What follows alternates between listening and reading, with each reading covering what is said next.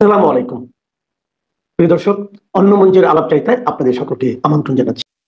সারা দিন আপনারা জানেন যে ঢাকা লকডাউন কেবলমাত্র ঢাকায় নয়, বলতে গেলে সারা বাংলাদেশেই সফলভাবে পালিত হয়েছে এবং আওয়ামী লীগ শুধু নয়, সারা দেশবাসীর যতটুকু ধারণা ছিল তার চাইতে অনেক বেশি সফল হয়েছে আজকের লকডাউন। আমি সকালে এই নিয়ে অনেক কথা বলেছি, আপনারা দেখেছেন।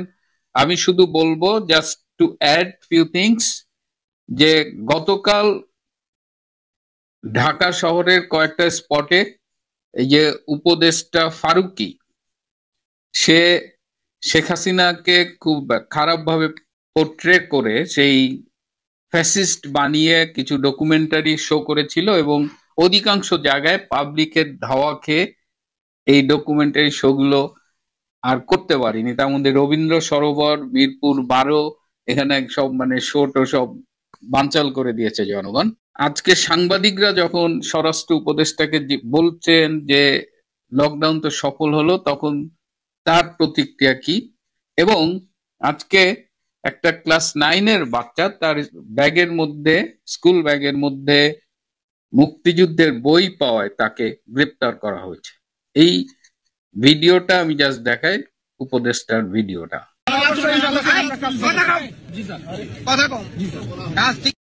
লকডাউন নিয়ে আজকে আর আলোচনা করব না, কিন্তু আজকে যখন সবাই আমরা লকডাউন নিয়ে ব্যস্ত ছিলাম, তখন দেখলাম যে দুপুর বেলায় প্রধান উপদেষ্টা জাতির উদ্দেশ্যে ভাষণ দেবেন।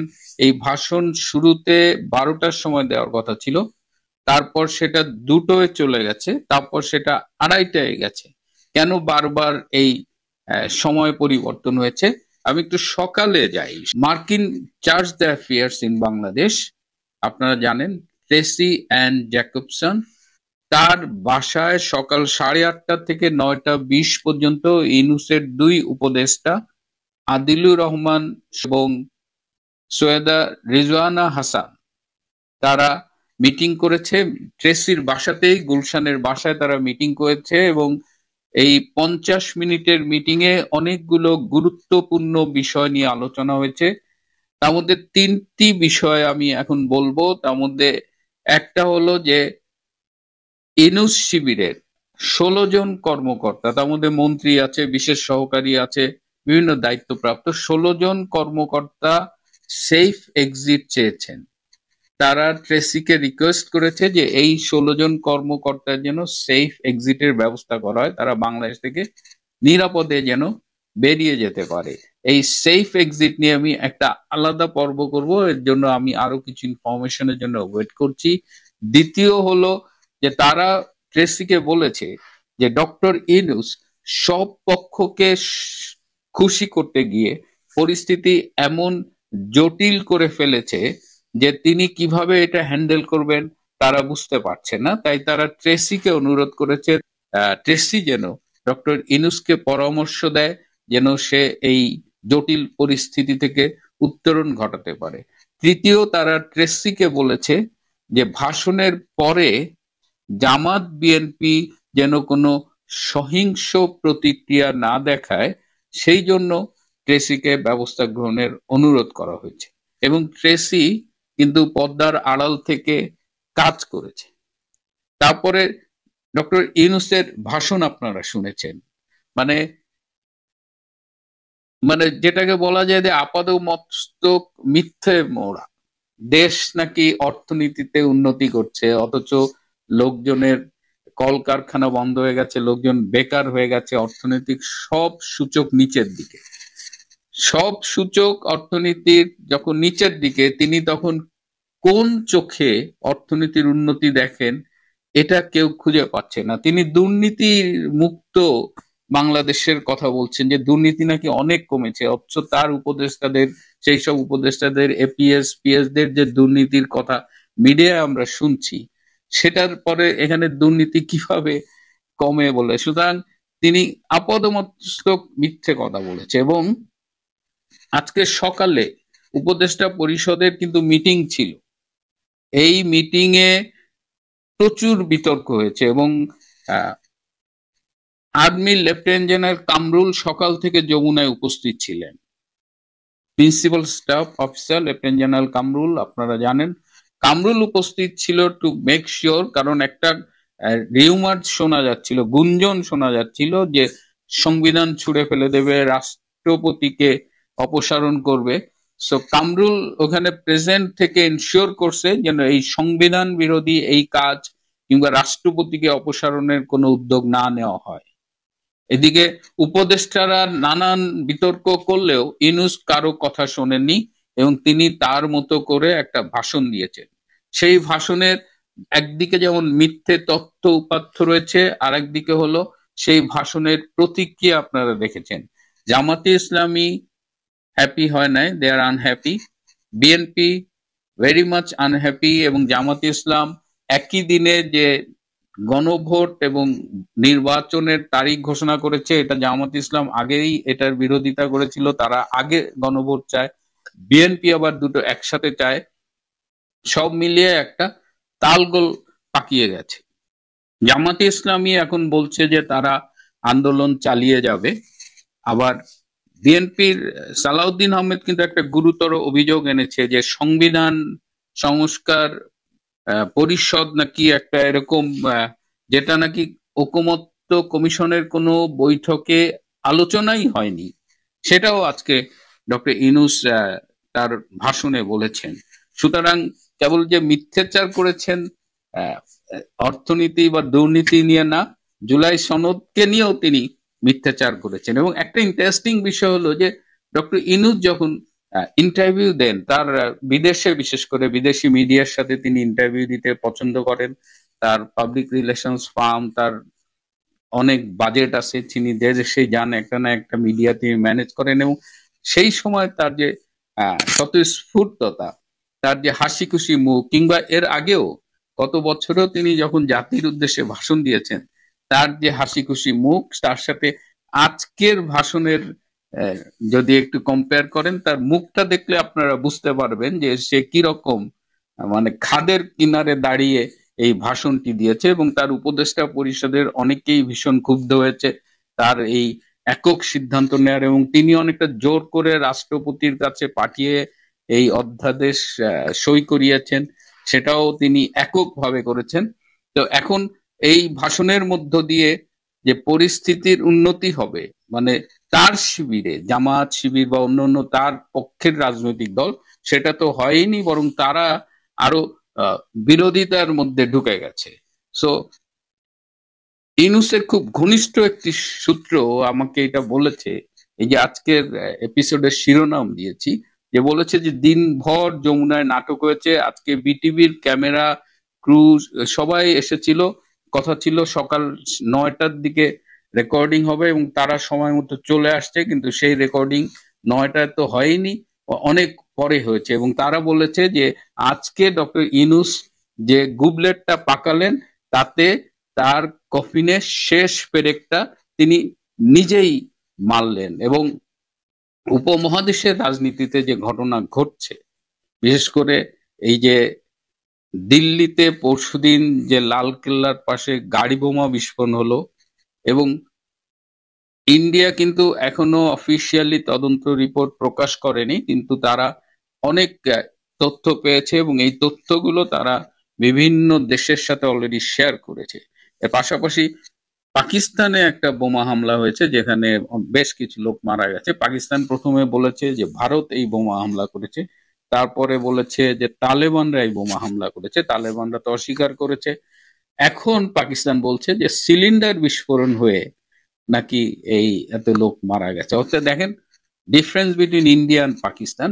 পাকিস্তান কিন্তু দায়িত্ব জ্ঞানহীন ভাবে প্রথমে ইন্ডিয়া পরে তালেবানকে দায়ী করে নিজেরাই বলছে যে এটা সিলিন্ডার বিস্ফোরণ। এখন কোনটা will believe Pakistan, but India এখনো কিন্তু তারা যে একটা গণতান্ত্রিক বৃহত্তম গণতান্ত্রিক দেশ, তারা সেই জায়গাটা বজায় রাখছে। কিন্তু আমাদের উপদেষ্টারা কেন জানি খুব ভয় পাচ্ছে যে ভারতের এই ব্লাস্টের সাথে বাংলাদেশের নাম জড়িয়ে যাবে, যদিও ভারতের পক্ষ থেকে অফিসিয়ালি কিছু বলা হয়নি।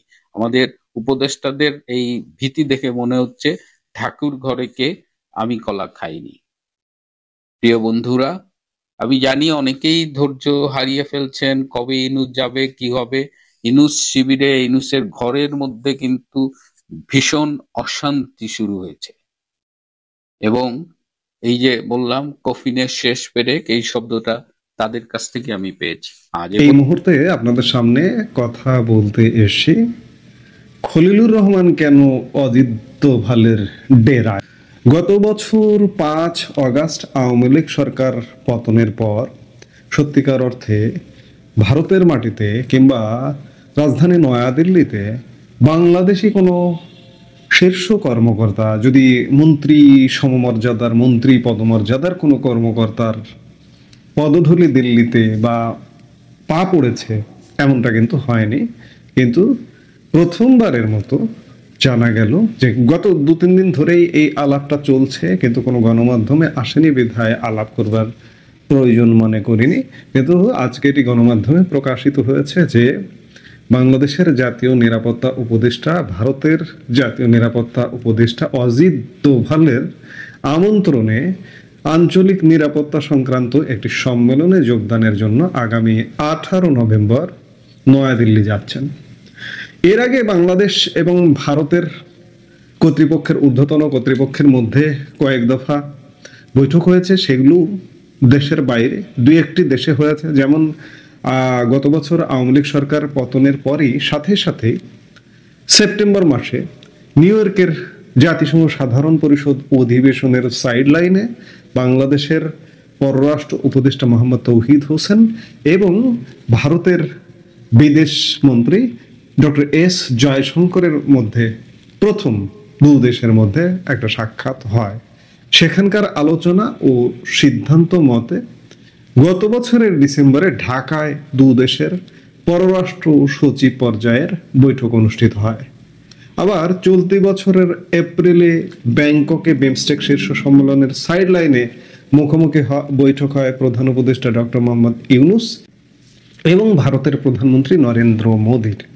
তাছাড়া 2 দেশের সীমান্তরক্ষী বাহিনীর ডিজি লেভেলে এবং যৌথ নদী কমিশনের কারিগরি টিমের বৈঠকও হয়।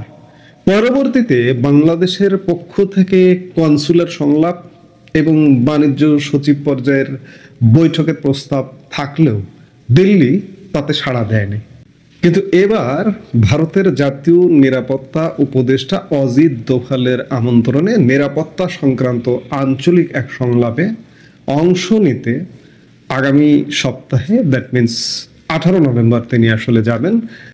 জাতীয় নিরাপত্তা উপদেষ্টা খলিলুর রহমান, ভারত মহাসাগরীয় 5 দেশের নিরাপত্তা বিষয়ক জোট কলম্বো সিকিউরিটি কনক্লেভ তথা নিরাপত্তা সংলাপটি আগামী 20 নভেম্বর নয়াদিল্লিতে অনুষ্ঠিত হবে। কলম্বো সিকিউরিটি কনক্লেভের অত্যাসন্ন 7ম আসরে বাংলাদেশ বিশেষভাবে আমন্ত্রিত। দায়িত্বশীল কূটনৈতিক সূত্রের বরাত দিয়ে তথ্য জানা গেছে, বহুপক্ষীয় এই আয়োজনের সাইডলাইনে হোস্ট ভারতের জাতীয় নিরাপত্তা উপদেষ্টার সঙ্গে গেস্ট বাংলাদেশের জাতীয় নিরাপত্তা উপদেষ্টারও একান্ত বৈঠক হবে বলে জানা যাচ্ছে।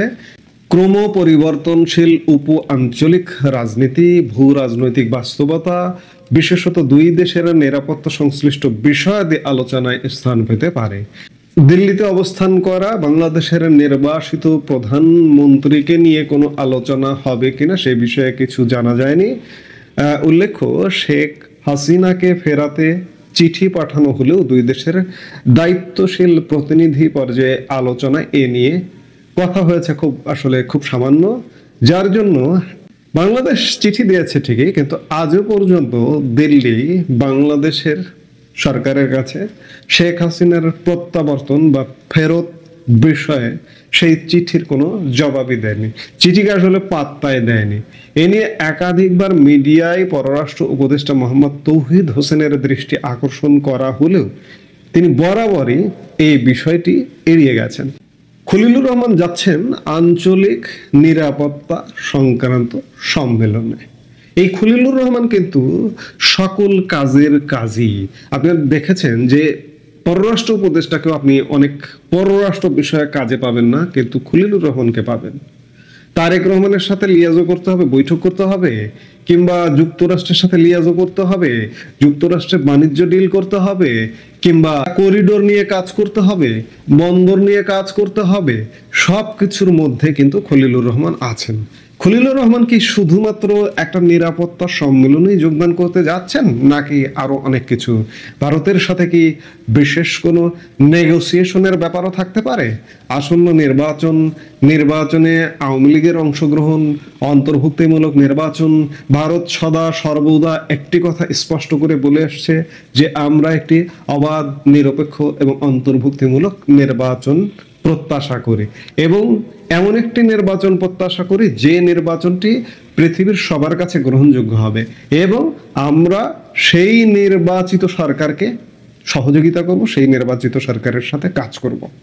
খলিলুর রহমান যেহেতু প্রধান উপদেষ্টা ডক্টর মোহাম্মদ ইউনূসের পরে ক্ষমতার জায়গায় যদি দেখা যায়, সকল কাজের কাজী হিসেবে দেখা যায়, খুব ইম্পর্টেন্ট একজন মানুষ, প্রথমবারের মতো ভারতের মাটিতে বৈঠক হতে যাচ্ছে।